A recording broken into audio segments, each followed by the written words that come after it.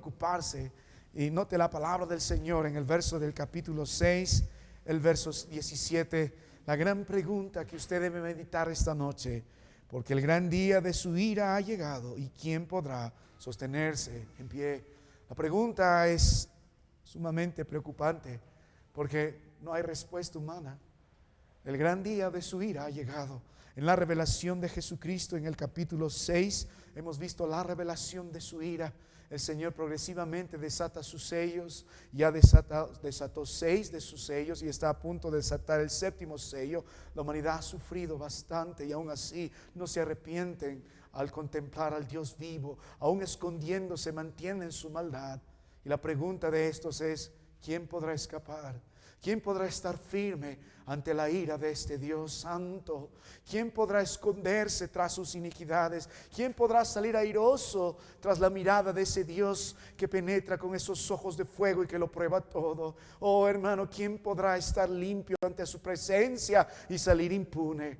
Humanamente es imposible, religiosamente es imposible. Oh hermano mío, por eso está Apocalipsis 7, porque nos muestra esta respuesta. Es el interludio. Así que el Señor debe desatar el 7º sello y hace una pausa. La ira de Dios en el gran día de su ira, que se ha anunciado desde el Antiguo Testamento, ha llegado, y el Dios vivo es el castigo hacia la humanidad, la revelación de su ira en el libro de Apocalipsis. Pero el Señor hace una pausa para revelar que su misericordia. Oh hermano mío, porque la respuesta, ¿quién podrá sostenerse en pie ante la ira de Dios? La respuesta está en Apocalipsis 7 y brilla esta verdad a lo largo de la palabra de nuestro Dios, porque el único lugar para refugiarse de la ira de Dios es en la misericordia de Dios. David lo sabía, lo entendía, Abraham lo entendía, Moisés lo entendía. Todo hombre de Dios entendía. La cruz del Calvario lo predicó. El refugio para la ira de Dios está en la misericordia de Dios. Cuando estas dos fuerzas chocan entre sí, la ira de Dios y la misericordia de Dios, el Calvario predicó: la misericordia de Dios triunfa. La sangre del Cordero pagó el precio de nuestra maldad, porque toda la ira que debería ir sobre nosotros ha ido sobre el Cordero, y la sangre preciosa canceló la deuda, borró nuestras iniquidades y somos liberados. La misericordia de nuestro Dios. Así que hermano mío, de eso se trata nuestro estudio de Apocalipsis 7. Nuestro gran mensaje está: la misericordia de Dios en medio de su ira. ¡Qué verdad, hermano! ¡Qué verdad! Oh, no hay excusa. El día que usted enfrente a ese Dios, nunca va a negar que su misericordia ha sido extendido vez tras vez. Usted puede verlo en su vida. ¿Cuántas veces merecía ser retirado de la presencia de Dios? ¿Cuántas veces merecía el castigo divino? ¿Cuántas veces merecía quedarse en su inmundicia? Por la misericordia de Dios. Y por su misericordia estamos esta noche. Por su misericordia tenemos lo que tenemos y somos lo que somos. Aún no mereciendo, la misericordia de Dios nos da y evita lo que no merecemos. La misericordia del Señor. Así que la palabra de Dios revela en su gran día de ira la misericordia de Dios. Cuanto más grande fue la ira de Dios, más grande brilló la misericordia. Cuanto la ira de Dios resplandece destruyendo a sus enemigos, la misericordia de Dios brilla aún más. Oh hermano mío, en este día la ira de Dios va a ser como nunca antes. El hombre sufrirá como nunca antes, pero también la invitación para la salvación aún estará en pie. La misericordia de Dios brillará con más fuerza en medio de las tinieblas. No solo frente a la ira de Dios, sino frente a la penumbra de los hombres. Aún habrá hombres más malvados, más duros, crueles. Satanás y su séquito están persiguiendo a los cristianos y están matándolos a diestra, a siniestra. La maldad es grande, la inmoralidad es grande, la violencia es grande, pero aún así brilla más fuerte la misericordia de nuestro Dios. Así que en ese sentido, la misericordia de Dios revelada en medio de su gran ira, la palabra de Dios nos muestra, hay dos formas en que el Señor revela su misericordia. Como revela en el libro de Apocalipsis capítulo 7 la misericordia de Dios, como brilla más que nunca en Apocalipsis 7 la misericordia de Dios. Y hemos dividido en dos partes. La parte primera del verso 1 al versículo 8, la misericordia de Dios que sella. Hemos visto cómo nuestro Dios en su gracia envía mensajeros de salvación a estos judíos que Él finalmente hará que cumplan su propósito. Hemos meditado en eso. Recuerda el Antiguo Testamento, Dios separó a su pueblo Israel para que sean un vocero del Dios verdadero. Era su trabajo anunciar al mundo a través de sus leyes, a través de su vida, a través de sus adoraciones, a través de sus conquistas, que el Dios de la Biblia es el Señor y la salvación vendría del Mesías, y los sacrificios apuntaban a ello, y el pueblo falló. El pueblo falló. De Dios en su gracia se levantó un pueblo que se llamó la iglesia y nos injertó a nosotros, a su pueblo, siendo higuera silvestre. Pero finalmente en estos días Dios cumplirá la promesa a su pueblo. Dijo: un día todo Israel será salvo.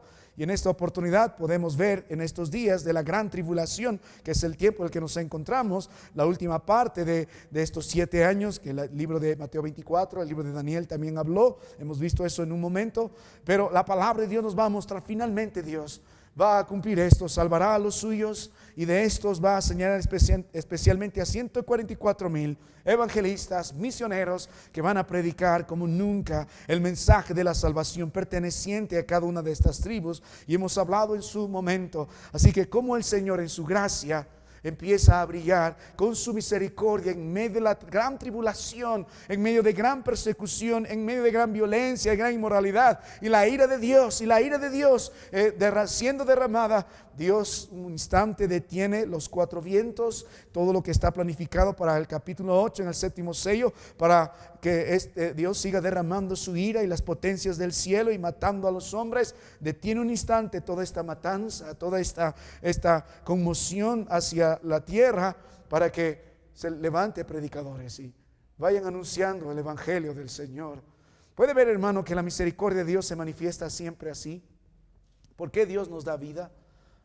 ¿Por qué no permite que podamos sufrir algún accidente? Estamos viendo los accidentes, son el pan diario en nuestra carretera central, etcétera.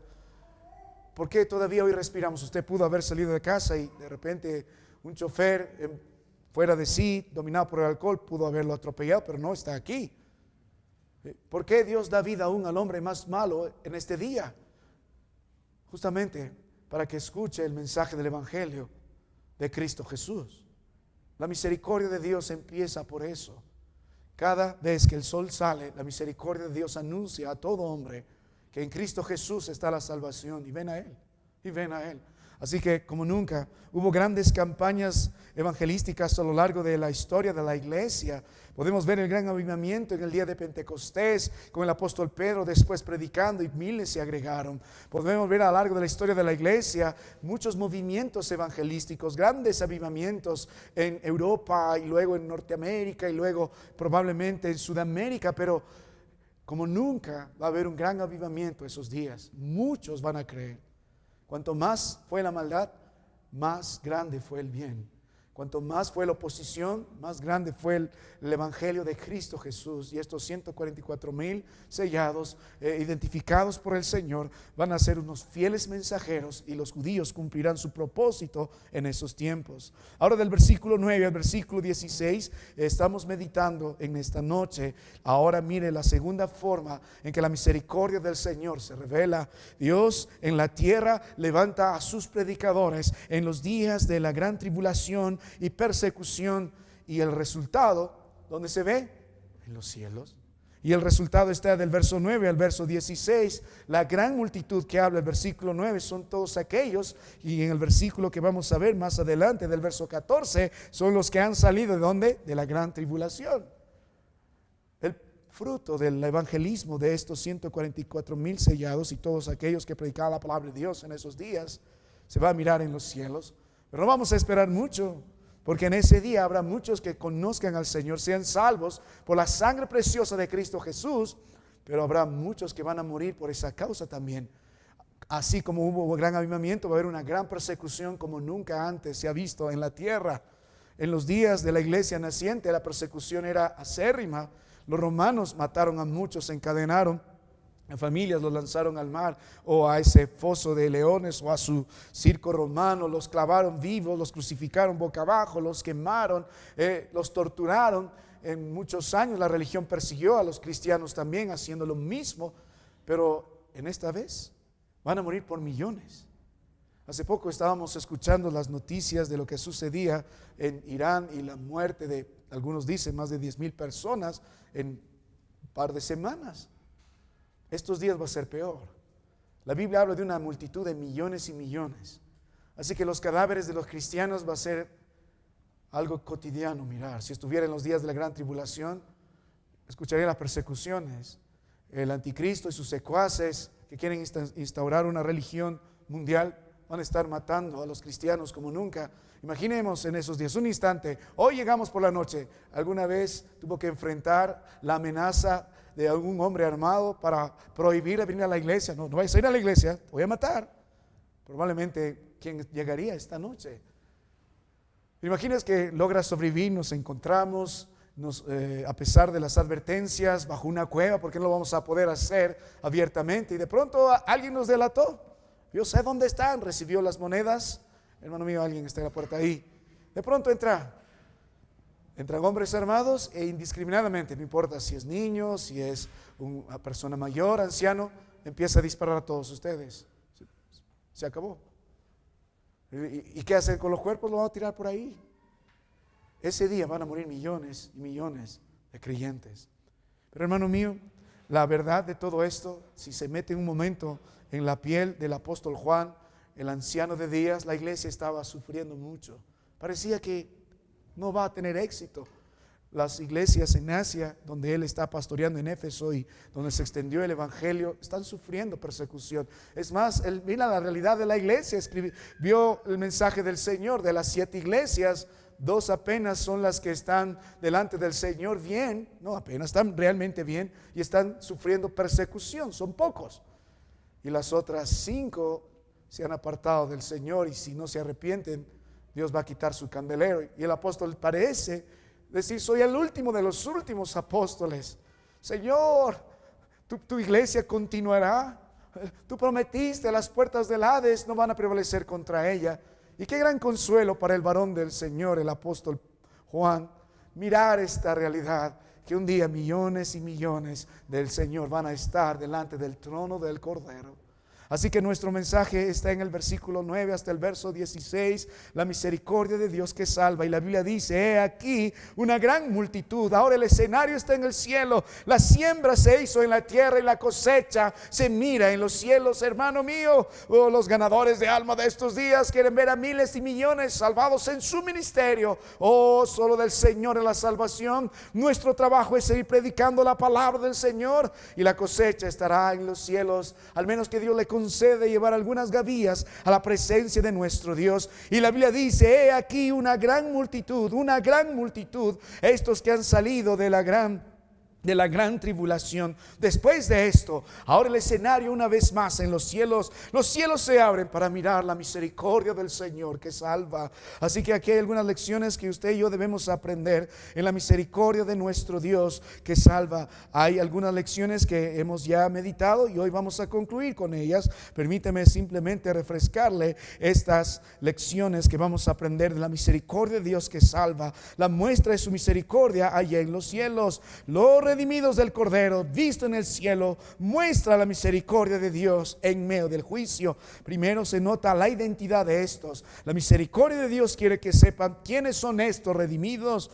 Luego se nota la confirmación de estos redimidos. En los cielos hay testigos que dirán: no, estos de veras son del Señor. Luego la Biblia nos habla y nos da explicación acerca de estos redimidos, su procedencia y su limpieza. Luego la palabra de Dios nos muestra cuál será el trabajo de estos redimidos en los cielos, y finalmente nos muestra la esperanza de estos hombres en los cielos. Hermano mío, así que vamos a la palabra del Señor. Hay mucha verdad aquí. Vamos a las Escrituras. Note en primer lugar la identidad de los redimidos en el cielo. La misericordia de Dios que salva. La misericordia de Dios que salva manifestada en este gran grupo de hombres, la gran multitud de salvos. Verso 9. Después de esto miré y he aquí una gran multitud. La palabra multitud involucra que no se puede contar. Mire su número. Se describe a este grupo como una gran multitud. Nadie puede contar. No se menciona un número específico, pero son muchos. En otra expresión, millones. Y cuando la Biblia usa esta expresión, alguien no puede contar. No puede contar. Gracias al Señor, que habrá muchos que de veras serán salvos. Ahora note su origen. La Biblia nos habla de esta porción, que vinieron de toda nación, tribu, pueblo y lengua. Note su origen. Esta frase es una gran verdad, hermano mío. La promesa que Dios dio a Abraham en el libro de Génesis, que de su simiente serán benditas todas las naciones, se cumple a la perfección aquí. En estos días, bajo la perspectiva nuestra, la iglesia está ya en los cielos. Lo que han quedado son este grupo de hombres que conocerán al Señor a través de la predicación de muchos, entre ellos los judíos que van a predicar la palabra de Dios. Muchos creerán en el Señor, pero al mismo tiempo el plan sigue siendo el mismo, de alcanzar a toda tribu, lengua y nación. Lo que el Señor está diciendo, que la procedencia de estos hombres viene de diferentes culturas, de diferentes descendencias, de diferentes razas y diferentes idiomas. Y hermano, entre paréntesis, ¿por qué nosotros queremos cumplir la gran comisión? Y hermano, y si usted este año no está mirando como miembro de la iglesia, cumplir como iglesia esta gran comisión, en el libro de Mateo, libro de Hechos 1:8, de ser testigos hasta lo último de la tierra, algo debe estar en sí. Dios no nos trajo solo para estar tan cómodos en este lugar. Pregunte a la primera iglesia bautista en Jerusalén, ¿qué tal le fue? Yendo grandes y cómodos y bonitos. Tenías que volver a meditar los apóstoles y entender que tenías que ir en Jerusalén, Judea, Samaria y hasta lo último de la tierra. No quisieron hacerlo, entonces Dios usó persecución. Así que todos fueron dispersados y el Señor tuvo que cumplir su plan. Es una advertencia hasta lo último de la tierra. Para nosotros no es opcional, es nuestro trabajo, por eso estamos aquí. Entonces el plan del Señor es hasta lo último de la tierra, a todo lugar. ¿Por qué? Porque el Señor debe ser exaltado en toda cultura. El Señor debe ser glorificado en cualquier persona con diferente raza, idioma. Él debe ser glorificado. Eso nos motiva a ir hasta lo último de la tierra. Su reino debe ser extendido. Así que mirando la palabra del Señor, aquí se está cumpliendo esto. El Señor en su gracia nos muestra el número de estas personas. No se puede contar. Gloria al Señor. Y vienen de todo lugar. Gracias que el Señor no hace acepción de personas, de cultura, raza, idioma, lengua. Gracias al Señor. Gracias al Señor. Ahora nota la posición de estos. La obra de la gracia del Señor. Nota la posición. ¿Dónde se encuentran? Que estaban delante del trono y en la presencia del Cordero. Hermano, esto es una verdad. La misericordia de Dios brilla en estas palabras. Brilla en estas palabras. Ellos no han entrado allí a la presencia de Dios porque son de tal cultura, porque pertenecen a tal religión, porque son de tal lengua o de tal raza. No, ni por sus obras. ¿Cuál fue el método de acceso a la presencia del Señor delante del trono y en la presencia del Cordero? En el versículo 17 de Apocalipsis 6, ¿quién podrá sostenerse en pie? Hablando delante del Cordero. Mire, el verso 16 de Apocalipsis 6 dice: y decían a los montes y a las peñas, caed sobre nosotros y escondenos del rostro de aquel que está sentado sobre el trono y de la ira del Cordero. Pero la misericordia de Dios introdujo a este grupo de personas, aún en el gran día de la ira del Señor, a la presencia del Cordero y delante del trono. Ese acceso no ha sido por sus méritos, por su esfuerzo o por la pertenencia a alguna nación o cultura. Ha sido únicamente por gracia, porque la sangre del Cordero les limpió, porque la sangre del Cordero los redimió. El acceso ha sido a través del sacrificio de Cristo Jesús. ¿Y qué posición tienen estos hombres, hermano mío? Aún nosotros estando en la tierra, el libro de Hebreos nos anima a entrar confiadamente al trono de la gracia. En la palabra de Dios estamos viendo el libro de 2 Timoteo 4. Los predicadores están siempre delante del Señor, delante del Señor. Y hermano mío, esa es la posición nuestra. Un día moriremos y estaremos delante del trono, en la presencia del Cordero. Es el anhelo nuestro, es el atractivo del cielo, es la consumación final de todo deseo del creyente. Vivir constantemente en la presencia de ese Dios santo, glorioso, maravilloso, de ese Dios del que nosotros hemos predicado, porque Él derramó su sangre para que estemos ahí, siendo nosotros pecadores. Pero gocen este día de esa posición, hermano. Puede entrar confiadamente al trono de la gracia buscando el oportuno socorro. Una de las verdades que consuelan mucho a hombres de Dios en días de angustia es entender esta verdad. Dios sigue en el trono. Seguimos delante del trono. No importa qué suceda, el Señor sigue en el trono. Él sigue en el control. Él sigue a favor de los suyos. No importa qué suceda, somos tan amados como Cristo es amado, porque vivimos en la presencia del Cordero. Oh, hermano mío, qué privilegio. Estamos cubiertos por el Señor. Ahora note la palabra del Señor, no solo su posición, pero note sus vestiduras. La Biblia dice que estaban delante del trono y en la presencia del Cordero, vestidos de ropas blancas y con palmas en las manos. Nota la vestidura.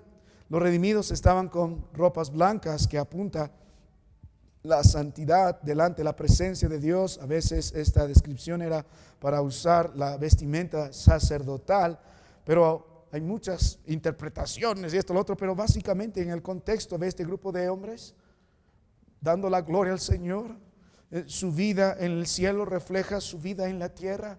Hombres que en medio de un caos como nunca antes hubo, inmoralidad exponencialmente en los días de la gran tribulación, a pesar de todo ese tipo de vida tan mundana, la madre de las rameras, como la palabra de Dios, la gran Babilonia que es el sistema de tinieblas sobre estos días. Estos hombres vivieron en santidad, y en la presencia de Dios es la única forma de poder sostenerse, cubiertos por la sangre preciosa de Cristo que nos limpia de toda maldad. Ahora nota, hermano mío, no solo sus vestiduras, sino también su celebración. Nota la palabra del Señor. La Biblia dice que tenían palmas en las manos. Esta actividad que hacen de sostener palmas en las manos es bastante interesante. Pasó algo parecido con Cristo Jesús en su gran entrada en el libro de Juan 12, en el versículo 13. Estas palmas eran usadas también en el Antiguo Testamento en ciertas celebraciones. Básicamente estas celebraciones incluían gozo, festejo. Por ejemplo, durante la fiesta de los tabernáculos era una celebración especial y se usaban las palmas. Y lo usaron cuando Cristo entró en Jerusalén, en Juan 12, en el verso 13. Básicamente, ¿qué puede ver aquí, hermano mío? Delante de la presencia del Cordero. Por su gracia estamos ahí, pero también puede ver la santidad en la vida de ellos, en sus ropas blancas, pero también puede mirar el gozo delante de la presencia del Cordero. ¿Sabe, hermano mío? ¿Sabe la verdad? ¿Por qué nuestra vida es tan apática en los caminos del Señor? ¿Por qué nuestra vida es tan monótona en la vida, en la iglesia, en nuestro hogar? Decimos ser cristianos. ¿Por qué llegamos a enfriarnos verdaderamente y a veces apartarnos? Porque no disfrutamos de vivir delante de la presencia del Cordero, ni de estar delante del trono. ¿Qué es lo que nos atrae al cielo? La presencia de Dios. ¿Qué nos atrae a la iglesia? La presencia de Dios. ¿Qué nos aviva todos los días en nuestras vidas? La presencia de nuestro Dios. Y delante de Él nosotros solamente podemos vivir en santidad. Y delante de Él nosotros seguimos viviendo con gozo, porque vivimos para su gloria y su honra. Sí entiendo los problemas, y nadie se está riendo cuando alguien que amamos muere, o cuando la medicina te dice tienes una enfermedad incurable. Nadie está riendo con eso. O cuando la vejez llega sobre nosotros, el tiempo deja su huella y languidecemos y no tenemos el vigor de antes, pero aún así vivimos con gozo.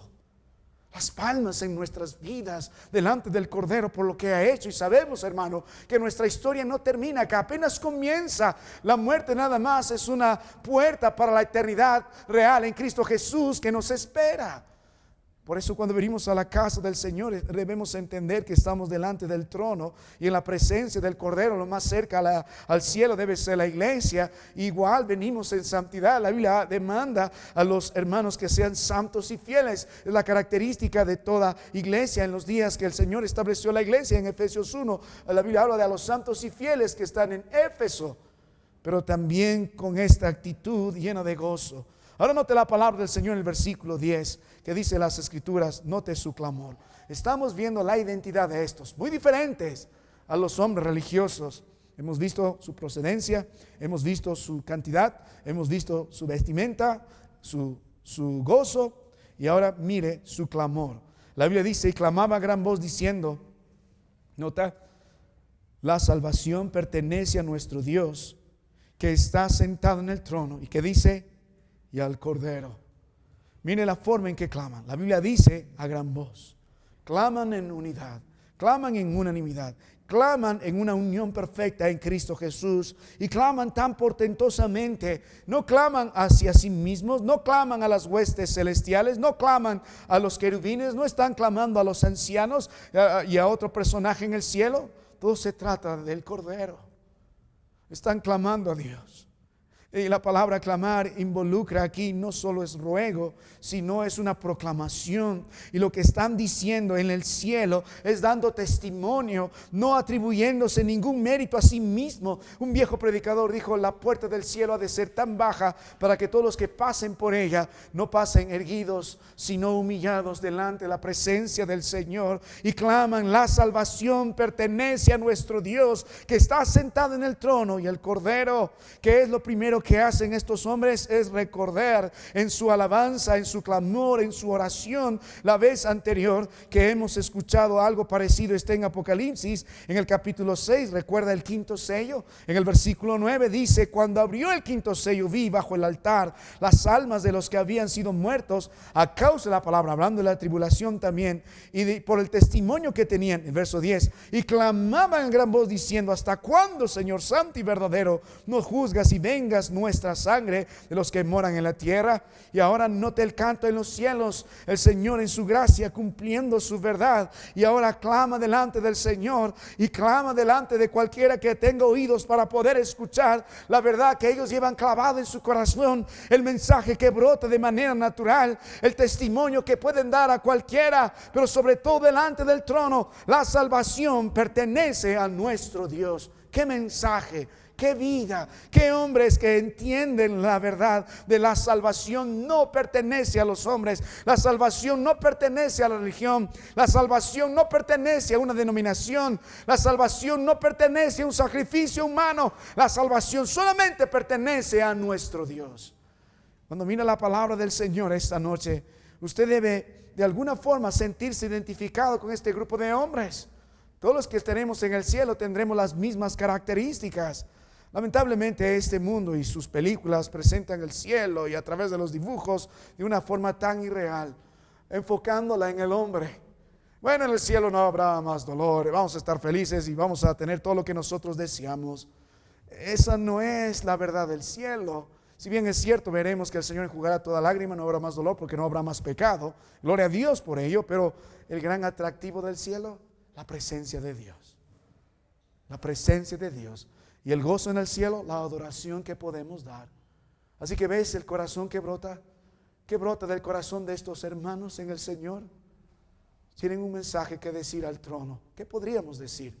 Hermano, ¿qué podría usted decir delante del trono? ¿Qué podría usted decir? ¿Podría aumentar la gloria de Dios con sus palabras? La gloria de Dios va a resplandecer. Aunque hablemos del sol, el sol va a seguir brillando. Aunque hablemos maravillas del sol, el sol va a seguir brillando. Y mire, con mayor intensidad la gloria de Dios opaca todo el universo. Pero ¿qué podríamos decir ante el Cordero? ¿Qué podríamos presentar ante el Cordero? ¿Qué podríamos nosotros dar al Cordero? ¿Qué podríamos nosotros hacer delante del Señor? ¿Cómo podríamos retribuir todo el bien que nos ha hecho desde la eternidad hasta estos días? ¿Qué podríamos nosotros presentar al Cordero? Y la palabra de Dios responde aquí: un grupo de hombres, una gran multitud, simplemente le dan la gloria. De Él es. La salvación pertenece a Jehová.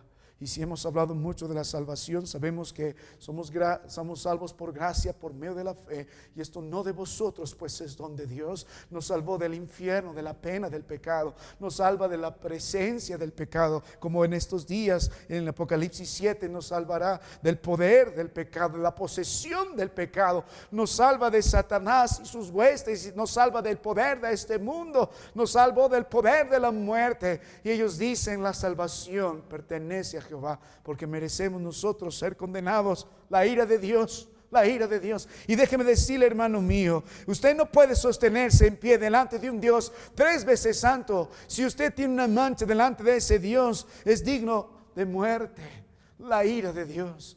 El único medio para refugiarse es la sangre del Cordero, la misericordia del Señor. Por eso ellos dicen: la salvación pertenece a Jehová. Su clamor, ¿qué contiene? La salvación por gracia. ¿Qué contiene su clamor? La gloria por la salvación, el reconocimiento por la salvación, el plan eterno de Dios, el Padre que dispuso cómo sería salvo, y Jesucristo, el protagonista de ese plan, y el Espíritu Santo que lo ejecutó a la perfección. Oh, por gracia, por medio de la fe. Gracias a Dios por el precioso evangelio de Cristo Jesús y todos aquellos que creyeron en Él. Oh, hermano, lo único que haremos delante de la presencia de Dios, la salvación pertenece a nuestro Dios.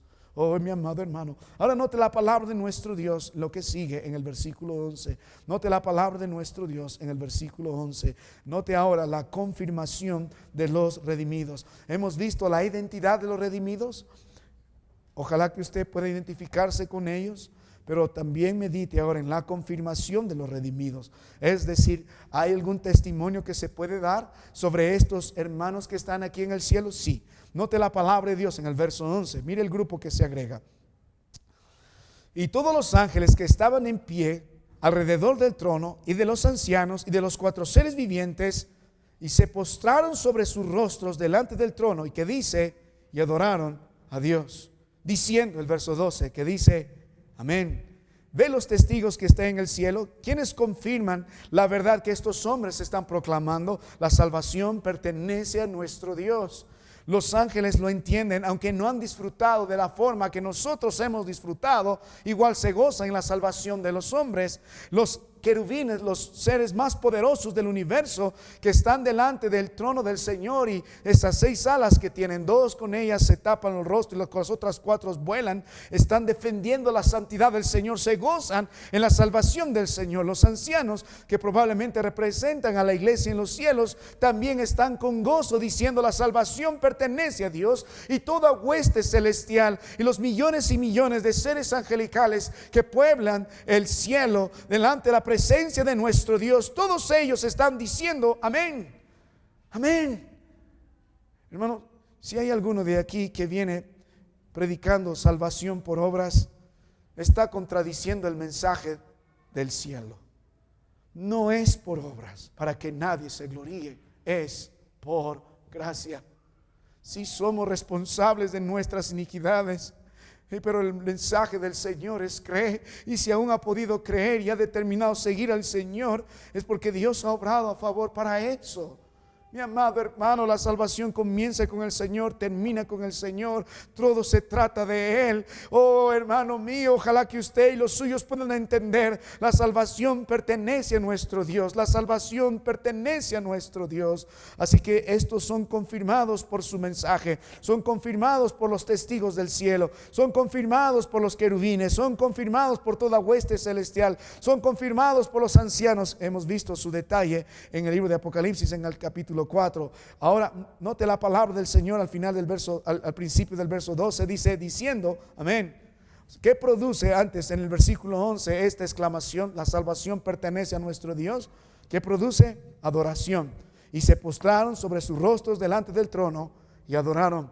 Produce reverencia, produce adoración, y dicen, amén, amén, amén. Mire, estos son confirmados por el mensaje que tienen. Los testigos del cielo dijeron amén. Estos son confirmados y son confirmados en el cielo. Estos son de veras por el Señor, porque estos hombres también se postran con los demás. Todos los presentes se postraron. Estos también se postraron. Mire la postura en el cielo a los pies de nuestro Dios, y note también su adoración. Ahora note el versículo 12 diciendo amén. Ahora note a continuación la alabanza en el cielo que confirma a estos que pertenecen a Dios. La bendición y la gloria y la sabiduría y la acción de gracias y la honra y el poder y la fortaleza sean de nuestro Dios por los siglos de los siglos. Amén. Es un estribillo que hemos visto en Apocalipsis 4 y en Apocalipsis capítulo 5.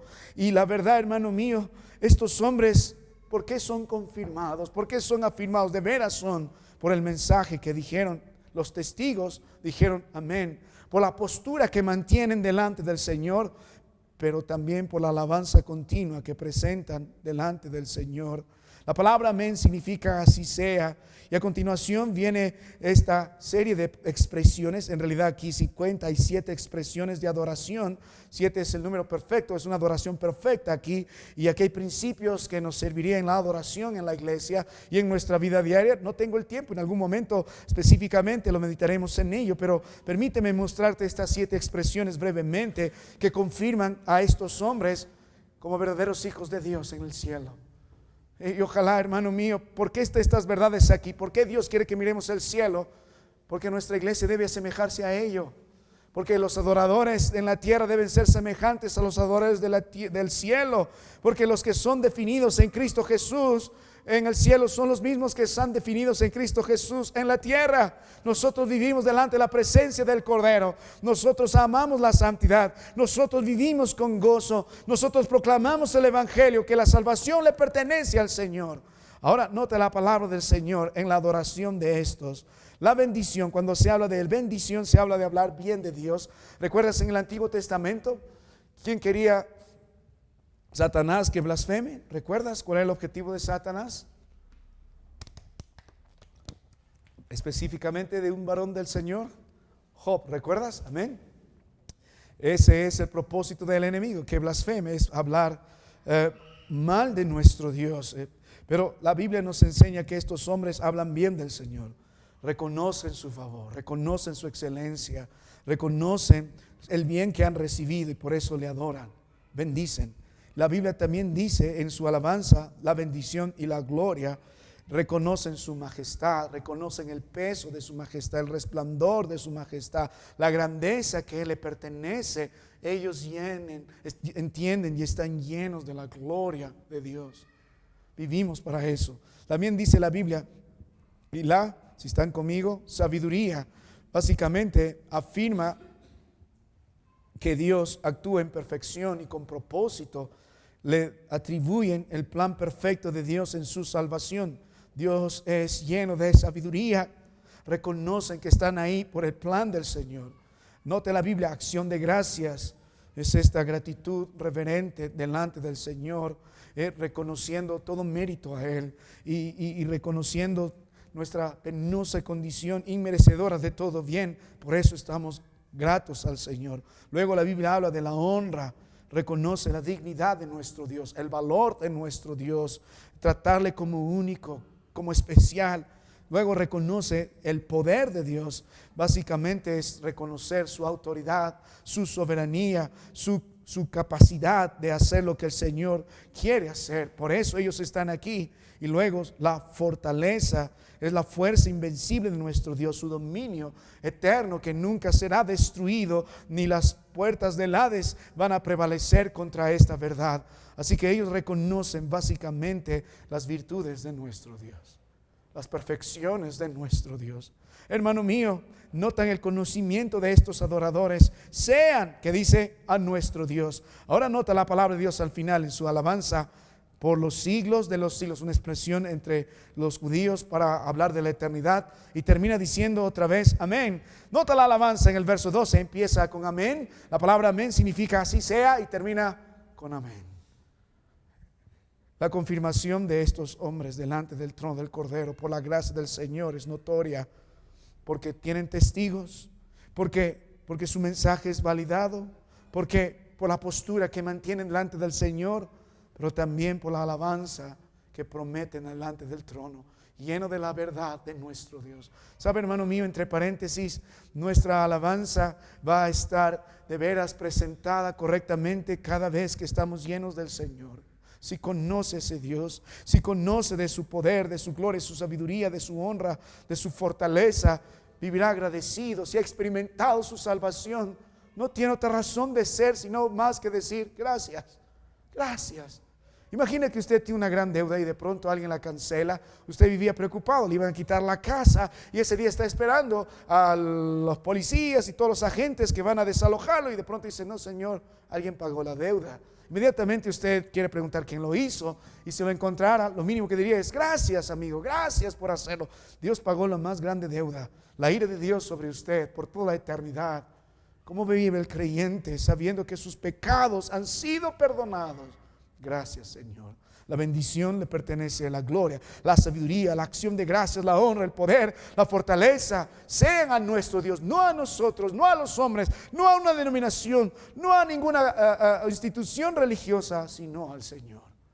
Todo se trata de Él. Ahora permíteme ir a una parte que continúa. Note la palabra del Señor en el versículo 13. Hemos visto la identidad de estos redimidos. Hemos visto la confirmación de estos redimidos. Ahora mire la explicación de los redimidos. Note la palabra de nuestro Dios. El Señor sigue mostrándonos verdades acerca de estos que han sido redimidos en la gran tribulación por la misericordia del Señor, por la sangre del Cordero. El verso 13 dice: entonces uno de los ancianos habló diciéndome: estos que están vestidos de ropas blancas, ¿quiénes son y de dónde han venido? Y yo le dije: Señor, tú lo sabes. Y él me dijo: estos son, nota la palabra de Dios, estos son los que han salido de la gran tribulación y han lavado sus ropas y las han emblanquecido en la sangre del Cordero. Ahora, ¿cómo llegaron ahí? Aquí está la explicación. ¿Cómo llegaron ahí? Y la palabra de Dios nos muestra que estos son los que han salido de la gran tribulación, sí, pero han salido de la gran ira de Dios también. Han salido de todas las consecuencias de nuestras maldades también. La pregunta de este anciano es bastante específica. ¿Quiénes son? ¿Quiénes son?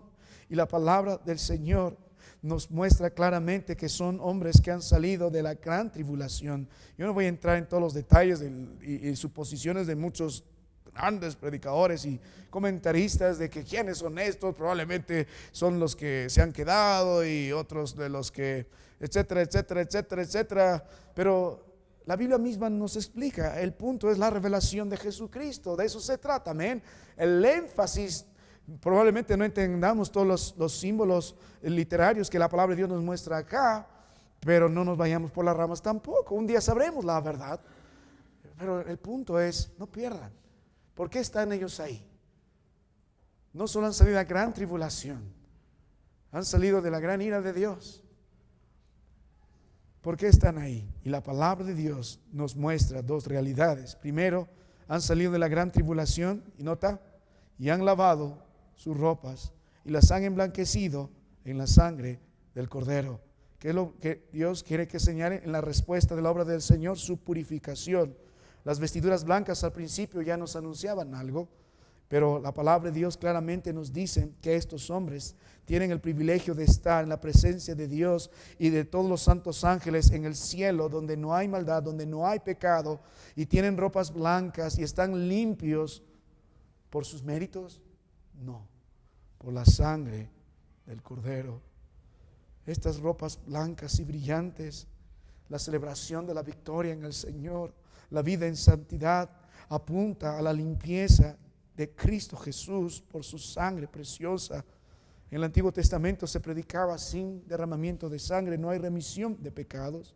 Y todo sacrificio en el Antiguo Testamento apuntaba al perfecto sacrificio en la muerte expiatoria de Cristo Jesús. ¿Por qué es expiatoria? Porque debería que haber derramamiento de sangre. Hermano mío, si usted tiene oídos para escuchar esta noche, hermano mío, si alguien no conoce al Señor, ojalá pueda tener oídos. ¿En qué se resume todo esto? No se trata de vivir una vida piadosa solo en la determinación humana. No se trata de entrar a la presencia de Dios vestido de buenas obras. No se trata de ganar nuestra entrada al cielo por alguna obra que hice. Hay iglesias que predican: bautízate y serás salvo. Otros dicen: puedes bautizarte aún por los que han muerto para que sean salvos. Hay otros que se justifican: nosotros creemos que somos salvos porque pertenecemos a la verdadera iglesia. Oh, hermano, no por obras. No por obras. Efesios 2:9. No por obras, para que nadie se gloríe. Hay algunos que creen que son salvos porque un día hicieron una gran oración, sintieron fuego del cielo y de pronto, pero su vida no evidencia un estilo de vida en santidad y de adoración y de reverencia ante el trono del Señor. Viven como si el Señor no fuera su rey y como si Él nunca hubiese puesto su palabra. Tan perdidos como antes, pero creen que son salvos porque hicieron algo increíble en la presencia de Dios. La salvación pertenece a Jehová. Es lo que predica la misericordia del Señor en medio de su ira, en medio de gran persecución. La misericordia del Señor que nos muestra la muerte expiatoria de Cristo Jesús, y se resume en algo tan sencillo: somos limpios por la sangre del Cordero. La sangre preciosa de Cristo, del que hemos estudiado con detalle. El libro de Efesios capítulo 5 nos redime. Usted en la antigüedad podría notar a los romanos. Ellos tenían un mercado que se llamaba el Agora. Ahí comercializaban esclavos, y si usted quería dar libertad a uno de estos, tenía que comprarle por precio y darle cierto certificado y constancia de que es un liberto. Y la idea de esta liberación es la palabra de redimir, de darnos libertad. Pero tenías que pagar un precio, y para que nosotros seamos libres, no solo de la gran tribulación, libres de la gran ira de Dios, libres del poder del pecado, que la deuda sea cancelada, era la sangre del Cordero. Pagó el precio. La sangre del Cordero predica: yo tomé tu lugar en la cruz del Calvario. Toda la ira que debería ir sobre nosotros, Cristo dijo, fue sobre mí. La sangre preciosa del Cordero predica la limpieza. Si hemos creído en Él, la sangre de Cristo Jesús nos limpia de todo pecado. Predica que la deuda ha sido cancelada en su totalidad. Predica que ya somos declarados delante de los ojos del Señor libres e inocentes y justos y tan santos, porque no hay pecado que la sangre de Cristo no pueda perdonar.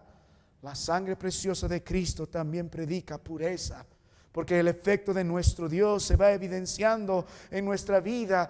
Un día estaremos en el cielo, no más pecado, no más pecado. Pero mientras estamos en la tierra, podemos mirar que el poder del Señor en nuestra vida debe evidenciarse al aborrecer más el pecado que alguna vez amamos, y amar más al Dios que alguna vez hemos aborrecido. La sangre del Cordero. El apóstol Pedro lo dijo así, 1 Pedro 1, verso 18: sabiendo que fuisteis rescatados de vuestra vana manera de vivir, la cual recibisteis de vuestros padres, no con cosas corruptibles como oro o plata, sino con la sangre preciosa de Cristo. Nota la Biblia: como de un cordero sin mancha y sin contaminación.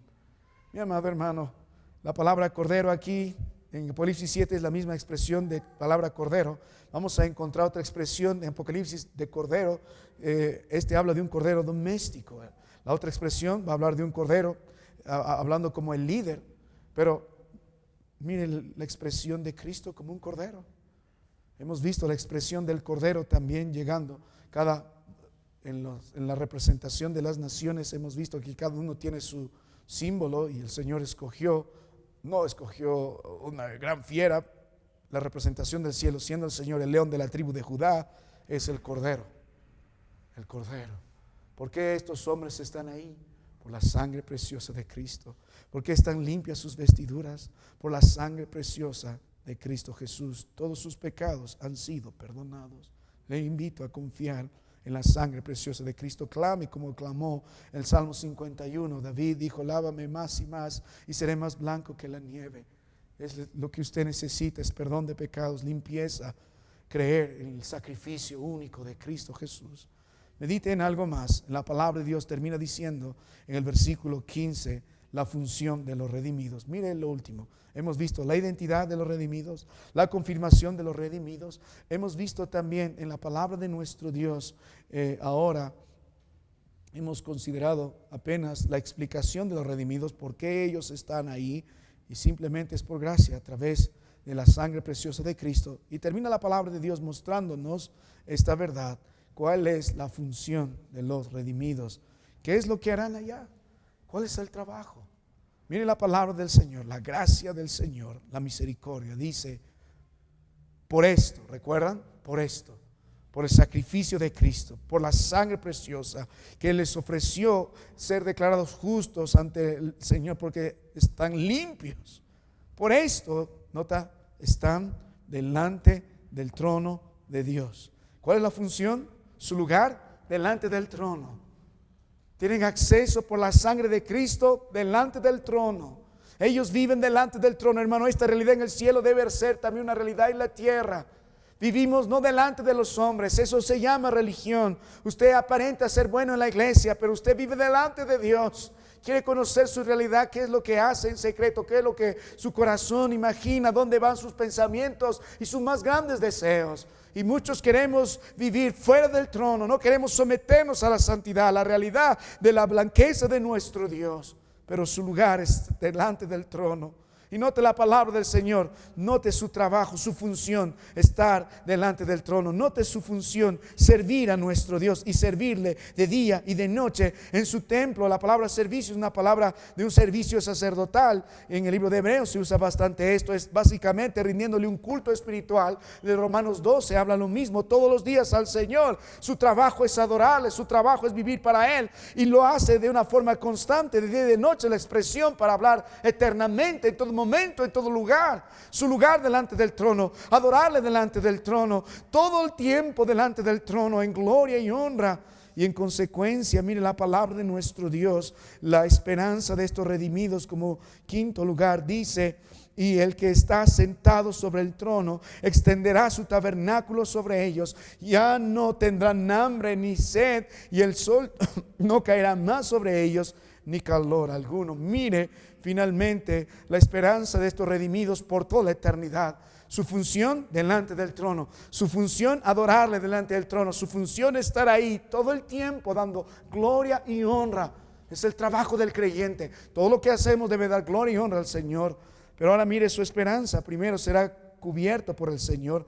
La palabra aquí extenderá su tabernáculo, es la misma que hemos visto en Juan 1, en el verso 14 hemos estudiado. Eso es la habitación, es el Señor. Ahora estarán cubiertos totalmente por la presencia del Señor. No necesitarán más protección. La verdadera morada es el Señor. No habrá un tabernáculo, porque el Señor será el tabernáculo. Viviremos Él en nosotros y nosotros en Él. Era una promesa desde el Antiguo Testamento. ¿Qué más esperan? Mire su descanso. No tendrán hambre ni sed, y el sol no caerá más sobre ellos. Y note la palabra del Señor. Tendrán descanso en el Señor, tendrán tabernáculo en el Señor, tendrán descanso en el Señor, tendrán provisión en el Señor, tendrán consuelo en el Señor y tendrán dirección del Señor. Porque note el verso 17: porque el Cordero que está en medio del trono los pastoreará, así como lo hizo en la tierra, continuará siendo en el cielo. El Salmos 23 nos muestra eso también. Jehová es mi pastor, pero empieza en la tierra y termina en los cielos, y en la morada de Jehová estaré por largos días. David entendía esto también: y los guiará a fuentes de agua viva. Mira, hermano mío, la dirección, la providencia de este buen pastor, y Dios enjugará toda lágrima de ellos.